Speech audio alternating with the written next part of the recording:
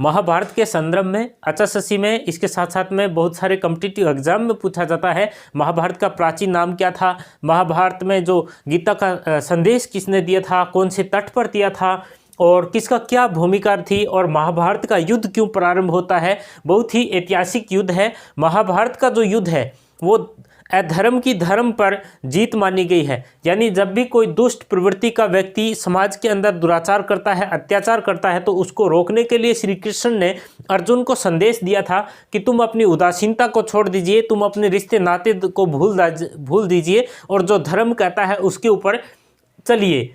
उसने श्री कृष्ण ने कहा था कि जीतवा व भोग से महिम, यानी तुम जीत गए तो इस धरती पर राज करोगे, यदि मारे गए तो स्वर्ग को प्राप्त करोगे। कुछ इस प्रकार का संदेश दिया था। हम विस्तार पूर्वक से पढ़ेंगे। इसके साथ में देखेंगे किस प्रकार से ये एग्जाम के लिए परीक्षा उपयोगी है।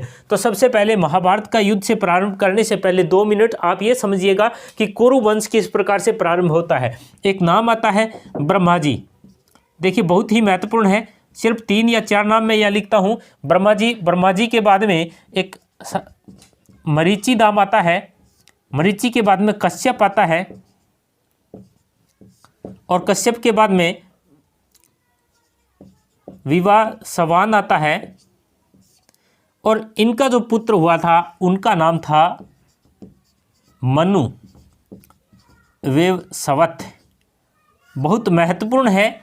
ये एक प्रतापी शासक हुए थे। ऐसा माना जाता है कि ये बहुत ही आर्य प्रतापी शासक हुए थे, बहुत पराक्रम वाले थे और इनके 10 पुत्र थे। इनके क्या थे? 10 पुत्र थे। बाद में इन पुत्रों के नाम से जन्म भी आता है जो दशराज युद्ध होता है। तो महर्षि मनु के 10 पुत्रों को हमें नहीं देखना है। इक्ष्वाकु भी उनमें से एक था, लेकिन हमें सिर्फ 2 पुत्रों का नाम ध्यान रखना है, जिनका क्या था? एक का नाम था सुदुम्न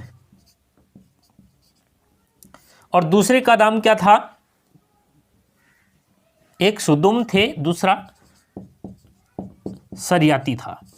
अब दोनों का ही हरियाणा से संबंध है। कहाँ से संबंध है? इनका जो अक्षेत्र है वो कौन सा था, ये ध्यान रखना आपको। अक्षेत्र था इनका अंबाला और कुरुक्षेत्र, और इनकी राजधानी कहाँ थी? हस्तिनापुर। हस्तिनापुर इनकी राजधानी थी। और वहीं सरियाती जो थे, इनका संबंध कहाँ से था? जो शेष हरियाणा था उससे, शेष हरियाणा से इनका संबंध था और इनकी जो राजधानी थी वो कहाँ थी? नारनौल थी। अब अश्वमेध यज्ञ जो था वो किसके द्वारा करवाया गया था? अश्वमेध यज्ञ सरियाती के द्वारा करवाया गया था। सरियाती निसंतान इनका देहांत हो गया, इसलिए सिर्फ हमें यहीं तक ध्यान रखना है कि अश्वमेध यज्ञ जो करवाया था वो किसने करवाया था? ऋषि च्यवन ने। और जो डोसी की पहाड़ी है या डोसी का जो तीर्थ स्थल है वो कौन से जिले में पड़ता है? और नारनौल के पास में है। और कहाँ पड़ता है ये? महेंद्रगढ़ जिले में। हमें इतना ध्यान रखना है। उसके बाद में हमें सरियाती को भूल जाना है। इन महत्वपूर्ण तथ्यों को सिर्फ ध्यान रखना है। अब देखिए, राजधानी सुद्योम्न की हस्तिनापुर थी, अंबाला कुरुक्षेत्र इनके हिस्से में आता था। निसंतान सरियाती चले गए, इसलिए सारे हिस्से पर किसका राज हो गया था? पुरुरवा का। पुरुरवा उसके बाद में महत्वपूर्ण जो शासक होते हैं उनका नाम क्या था? सुदुम्न। और सुदुम्न के बाद में कौन आते हैं? पुरुरवा। इसी प्रकार से आयु, उसके बाद में मानुस। इस प्रकार से ये शासन चलता रहता है। उसके बाद में एक प्रतापी या पराक्रमी शासक हुए थे जिनका नाम क्या था? ययाति। अब ययाति के 5 पुत्र थे। कितने पुत्र थे? 5 पुत्र थे। महत्वपूर्ण नहीं है, लेकिन ययाति का एक शासक था जिस पुत्र था और उत्तराधिकारी भी जो बने थे, उनका नाम था कुरु।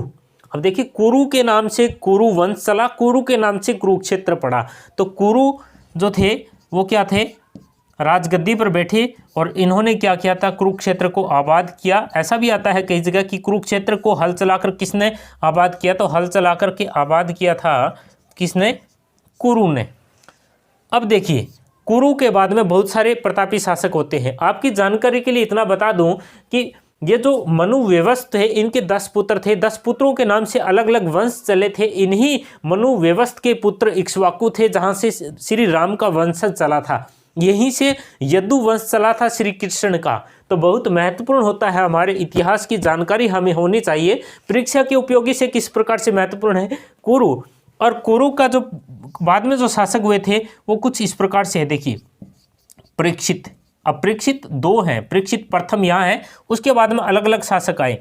और अब हम अध्ययन करेंगे किसका, एक महत्वपूर्ण नाम आता है शांतनु का। शांतनु का, अब देखिए शांतनु के बाद में शासक कौन आए थे, विचित्रवीर्य आए थे, फिर धृतराष्ट्र आए थे। बहुत ही महत्वपूर्ण है। अभी हम 2 से 3 मिनट और देखते हैं कि उसके बाद में हम महाभारत के युद्ध के बारे में पढ़ेंगे, किस प्रकार से हमारे हरियाणा के जो एग्जाम आते हैं उसमें महत्वपूर्ण है। शांतनु की दो पत्नियां थी। देखिए पत्नियों का नाम क्या था, एक का था गंगा और दूसरी का नाम था सत्यवती।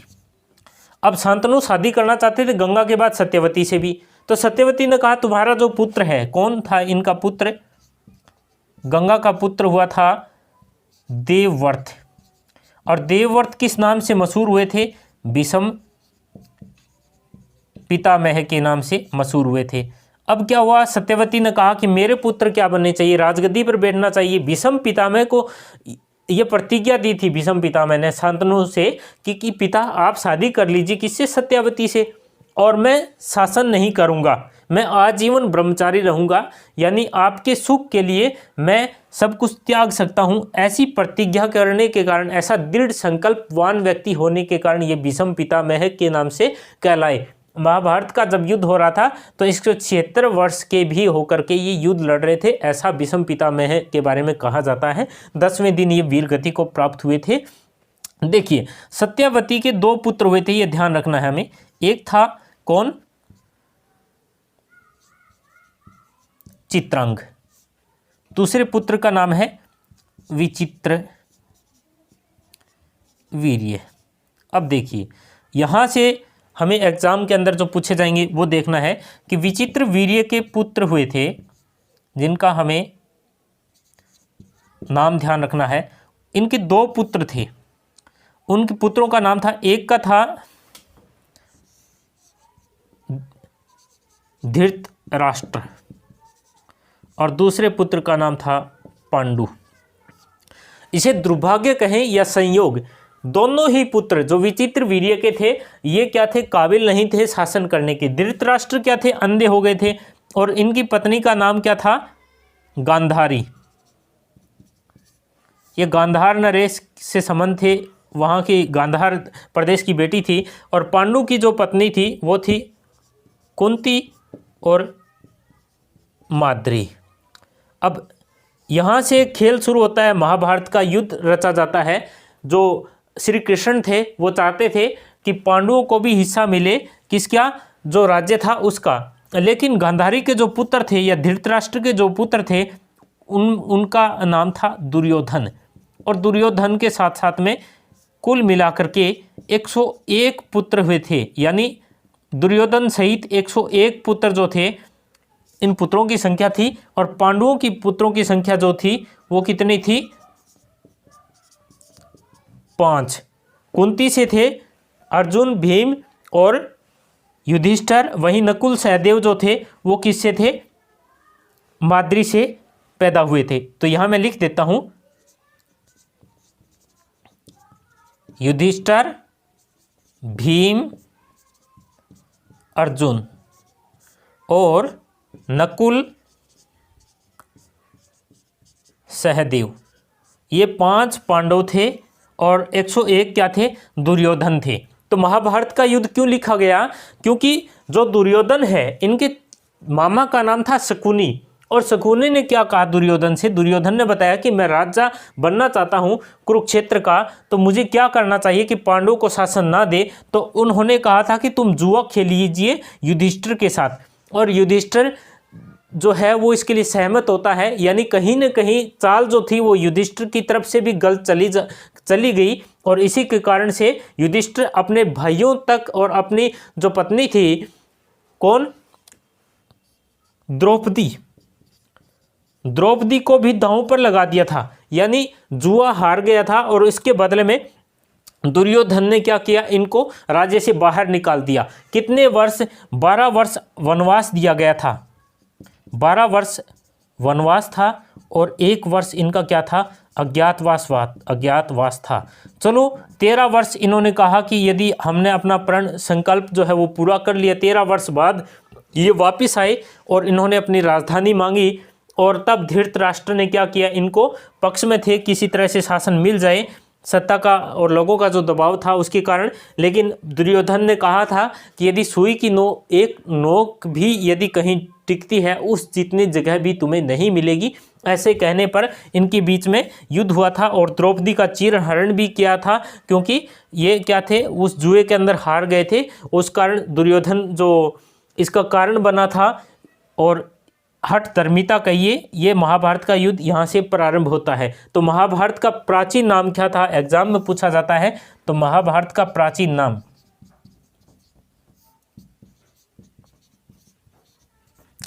जय संहिता था। लेखक कौन है महाभारत के, महर्षि वेद व्यास के द्वारा लिखा जाता है। पर्व कितने हैं या अध्याय कहिए, तो इसमें 18 पर्व है। कितने दिनों तक चला था, अवधि कितनी थी महाभारत के युद्ध की, तो ये भी 18 दिनों तक चला था। ये देखिए, इसके अलावा जो अर्जुन के पुत्र का नाम था, उनका नाम था अभिमन्यु। अभिमन्यु जो है वो अमिन गांव में, कौन से गांव में, अमिन गांव में अपनी शहादत देते हैं। यानी जो चक्रव्यूह रचा गया था उसमें फंस करके अभिमन्यु गांव के अंदर ये क्या हो गए थे, शहीद हो गए थे। और अमीन गांव को अभी क्या बोला जाता है, अभिमन्युपुर नाम से, अभिमन्युपुर से। अब श्री कृष्ण ने अर्जुन को जो संदेश दिया था वो किस समय दिया था, यानी युद्ध के कुछ क्षण पहले अर्जुन ने जब वो दृश्य देखा महाभारत के कुरुक्षेत्र के मैदान में कि सब मेरे दादा और जितने भी चाचा सब मैदान के अंदर खड़े हैं, मैं किससे युद्ध लड़ूं, तो ये एक प्रकार से उदास हो गया था। तब श्री कृष्ण ने गीता का उपदेश दिया था। ऐसा कहा जाता है कि जो गीता है वो भी वेद के आधारित है, वेद जो संदेश देते हैं हमारे प्राचीन ग्रंथ, उसी के आधार पर श्री कृष्ण ने जो बातें अर्जुन को बताई थी वो गीता के रूप में बताई थी, उसको गीता में संकलित किया गया है। तो ये ज्योतिसर नामक तट आता है, ज्योतिसर पर कुरुक्षेत्र में है। यहां पर क्या था, श्री कृष्ण ने गीता का उपदेश दिया था, किसको, अर्जुन को। यह बहुत महत्वपूर्ण तथ्य है। इसके अलावा जो महाभारत से संबंधित हमें याद रखना है वो ये कि 18 दिनों तक युद्ध चला था, उसमें 10वें दिन भीष्म पितामह क्या हुए थे, वीर गति को प्राप्त हो गए थे। इसी प्रकार से 13वें दिन कौन, अभिमन्यु वीर गति को प्राप्त हो गए थे। एक बार फिर से देख लीजिएगा, मनु व्यवस्थ से सबसे प्रतापी शासक थे। राजधानी जो सुदुम्न इनके पुत्र थे उनकी अंबाला और कुरुक्षेत्र था, हस्तिनापुर राजधानी थी। वहीं प्रतापी शासक जो सुदुम्न के भाई सरियाती थे, निसंतान इनका देहांत हो गया और इसी चवन के पुरोहितों में इन्होंने डोसी तीर्थ स्थल पर नारनौल जो था महेंद्रगढ़, यहाँ पर इनकी समाधि भी है और अश्वमेघ यज्ञ जो है वो सरियाती ने किया था। अब क्या हुआ, जो सुदुम्न थे उनके पुत्र थे कौन, कुरुरवा, और कुरुरवा के बाद में पुरुरवा, उसके बाद में आयु, मानुष और ययाति के बाद में उनका पुत्र कुरु जो है वो कुरुक्षेत्र को आबाद करता है। और यहीं से कुरुक्षेत्र के बाद, कुरु के बाद में परीक्षित वन और शांतनु के बाद में शासक कौन बनता है, विचित्र वीर्य। और विचित्र वीर्य के बाद में जब युधिष्ठिर शासन संभालते हैं, कब, महाभारत का युद्ध जब हो जाता है। महाभारत का युद्ध होने के बाद में जब सब कुछ तहस नहस हो गया और पांडव जो थे वो बच गए थे लेकिन अभिमन्यु मारा गया, तो उसके बाद में शासन किसने संभाला, तो युधिष्ठिर ने संभाला। और उसके बाद में युधिष्ठिर जो है वो हिमालय की तरफ चले गए।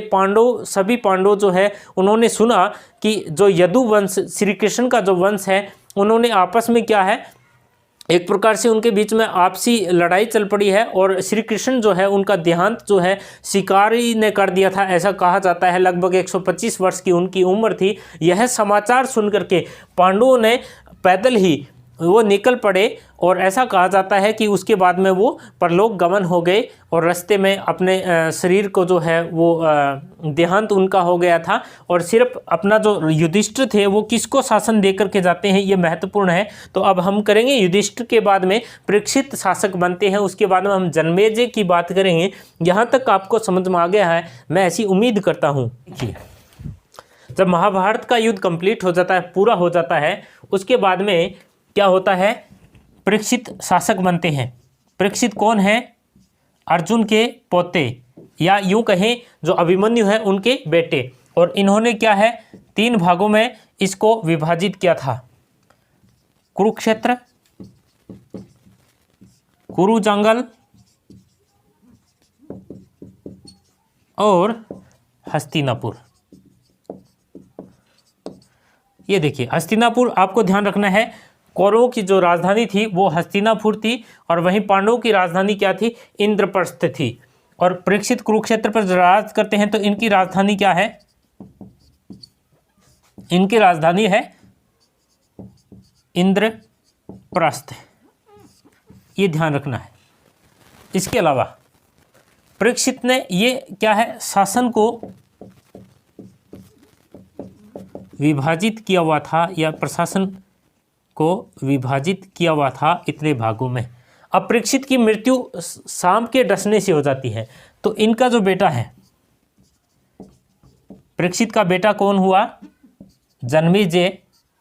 और जन्मेजय क्या करता है, गद्दी पर बैठता है जन्मेजय। और जन्मेजय ने क्या किया था, सर्प दमन यज्ञ किया था, सर्प दमन यज्ञ किया था। और कहाँ पर किया था, ये सफीदों में। और देखिए, सफीदों में क्या किया था, सर्पदमन यज्ञ किया था, किसने, जन्मेजय ने। और किससे बदला लेने के लिए, अपने पिता की मृत्यु का बदला लेने के लिए सांपों को जलाया था।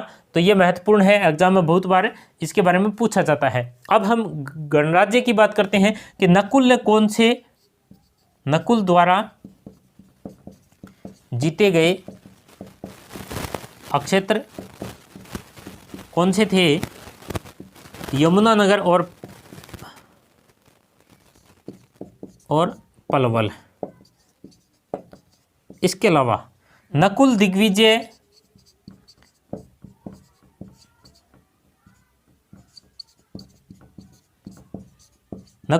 में किस शहर का वर्णन है, तो रोहतक का वर्णन मिलता है। इसके अलावा अर्जुनायन गणराज्य जो था, अर्जुनायन गणराज्य में किस शहर का जिक्र है, तो ये महेंद्रगढ़ का आपको ध्यान रखना है, महेंद्रगढ़ का वर्णन है। तो महाभारत के संबंध में महत्वपूर्ण हमने तथ्यों पर विचार किया, प्रारंभ से लेकर के अंतिम तक हम यहाँ पहुँचे हैं, जिनमें हमने जन्मेजय का भी जिक्र किया, परीक्षित का भी किया। इसके अलावा एग्जाम में पूछ लिया जाता है कि महाभारत में जो श्लोक है उनकी संख्या कितनी है। महाभारत में जो श्लोक हैं उनकी संख्या मौजूदा समय में 1 लाख से भी अधिक है, यानी 1 लाख से भी ज़्यादा है। और जब महाभारत लिखी गई थी महर्षि वेदव्यास के द्वारा, किसके द्वारा लिखी गई है महाभारत को, महर्षि वेदव्यास ने जब लिखी थी, तो उस समय बताते हैं कि 8000 के आसपास ही श्लोक इसमें थे। और प्राचीन नाम जो था वो क्या था, जय संहिता, आपको बहुत ही महत्वपूर्ण है, ये ध्यान रखना है। इसके अलावा अस्थिपुर जो है, जहाँ पर महाभारत की युद्ध होने के बाद में जो चिताएं जलाई गई, उस गांव का नाम जो था, उस स्थान का नाम जो है वो क्या है, अस्थिपुर है। तो ये महाभारत के महत्वपूर्ण तथ्य है। महाभारत का जो युद्ध पूरा हो जाता है तो गांधारी के पास में श्री कृष्ण जाते हैं और उस जो दृश्य है उसको देखने के लिए गांधारी उस युद्ध के मैदान में होती है। तो महाभारत के युद्ध के अंदर श्री कृष्ण को बहुत भला बुरा गांधारी के द्वारा कहा जाता है। तो कहते हैं कि श्री कृष्ण आपकी कोई भी बातें मुझे अच्छी नहीं लग रही। इस समय श्री कृष्ण उनको समझाने का पूरा प्रयास करते हैं और श्री कृष्ण उनको कहते हैं गांधारी को कि क्रमस्य फलम अवश्यमेव भुगतम शुभा शुभम, यानी शुभ हो या अशुभ कर्म का फल तो अवश्य ही भुगतना होगा। गांधारी को इस बात के लिए कहते हैं कि जो महाभारत का युद्ध हुआ है उसमें अधर्म पर धर्म की विजय हुई है। तुम जो विलाप कर रहे हो उसके पीछे कारण तुम भी हो, क्योंकि जब धृतराष्ट्र तो स्वयं अंधा था लेकिन तुमने अपने आंखों के ऊपर पट्टियां बांध करके अपनी संतानों को क्यों नहीं संभाला। कुछ इस प्रकार का विचार विमर्श जो है बातचीत भी श्री कृष्ण के पास में गांधारी की होती है। और गांधारी ने बताते हैं कि उस समय श्राप भी दिया था कि तुम्हारी मृत्यु कुछ है इस प्रकार से होगी। और कहा जाता है ये किद्वंती है या हकीकत है कि श्री कृष्ण की जो मृत्यु है वो 125 वर्ष के लगभग की आयु में एक शिकारी के द्वारा जब शिकार कर रहा था उसमें श्री कृष्ण को जो तीर लगा था उसके कारण हो गई थी। और पांडव जो थे वो बताते हैं श्री कृष्ण की मृत्यु का समाचार सुनकर के वो एक हिमालय की तरफ चल पड़े थे और रास्ते में उन्होंने अपने शरीर को त्याग दिया। वहीं कौरव की बात करें तो कौरव में धृतराष्ट्र, कुंती और एक दो व्यक्ति जो संजय वगैरह बचे थे तो वो संन्यास धारण उन्होंने कर लिया था और वो जंगल की में रहते थे। एक बार वो जंगल में आग लग गई थी और धृतराष्ट्र इस योग्य नहीं थे कि वो उस जंगल से तीव्र गति से उसे बाहर निकल ले। और बताते हैं कि जंगल में उनकी मृत्यु उस अग्नि के अंदर जल करके हुई थी। और जब ये समाचार युधिष्ठिर के पास में पहुंचा तो युधिष्ठिर ने बताते हैं बाद में उनके लिए एक शांति यज्ञ भी किया था। तो महाभारत के संदर्भ में इतने महत्वपूर्ण तथ्य हैं। उम्मीद है कि आपको इस प्रकार की विस्तृत जानकारी में परीक्षा के साथ साथ में आपकी जानकारी को भी बढ़ावा मिलेगा और हमारी सांस्कृतिक तथ्यों को और ज़्यादा मुखरता के साथ अपनी जानकारी को बढ़ाएं। और इसी प्रकार से वीडियो के लिए आप मेरे साथ बने रहें। आप सभी का धन्यवाद। जय हिंद।